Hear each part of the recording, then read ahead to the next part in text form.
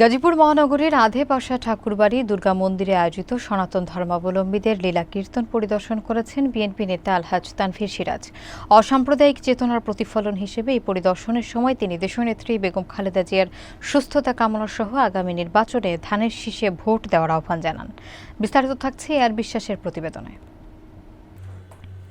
গাজীপুর মহানগর ১৪ নম্বর ওয়ার্ডের আধেপাশা ঠাকুরবাড়ি দুর্গা মন্দিরে আয়োজিত সনাতন ধর্মাবলম্বীদের লীলা কীর্তন গত শুক্রবার রাত ৮টায় পরিদর্শন করেছেন বাসন মেট্রো থানা বিএনপির সভাপতি এবং জননন্দিত নেতা আলহাজ তানভীর সিরাজ। এ সময় তার সফর সঙ্গী হিসেবে উপস্থিত ছিলেন ১৪ নম্বর ওয়ার্ড কাউন্সিলর পদপ্রার্থী আতাউর রহমান ও শফি খান সহ বিপুল সংখ্যক বিএনপি নেতৃবৃন্দ।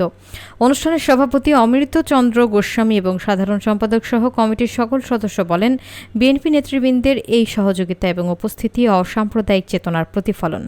অনুষ্ঠানের প্রধান অতিথি আলহাজ তানভীর সিরাজ উপস্থিত সকলের কাছে দেশনেত্রী বেগম খালেদা জিয়ার দ্রুত রোগ মুক্তির জন্য দোয়া চেয়েছেন। একই সঙ্গে তিনি আগামী সংসদ নির্বাচনে ধানের শীষ মার্কায় ভোট দিয়ে বিএনপিকে বিজয়ী করার জন্য সকলকে আহ্বান জানান। তিনি আরও বলেন, বিএনপি বিজয়ী হলে সনাতন ধর্মাবলম্বীদের ধর্মীয় আচার অনুষ্ঠানে সহযোগিতার হাত অব্যাহত থাকবে। আমরা হিন্দু মুসলমান বৌদ্ধ খ্রিস্টান ভাই ভাই বাংলাদেশটা একসাথে করতে চাই। কাজে আপনারা সকলে সচেতন হন। সামনে নির্বাচন, সকলে মিলে ধানের শীষে নির্বাচনে ভোট দিবেন। আপনারা জানেন মাদার অফ ডেমোক্রেসি, যা গণতন্ত্রের মা বেগম খালেদা জিয়া খুব অসুস্থ।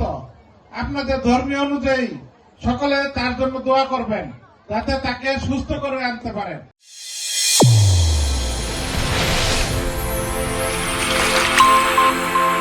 চ্যানেল A1 হৃদয়ের স্পন্দন।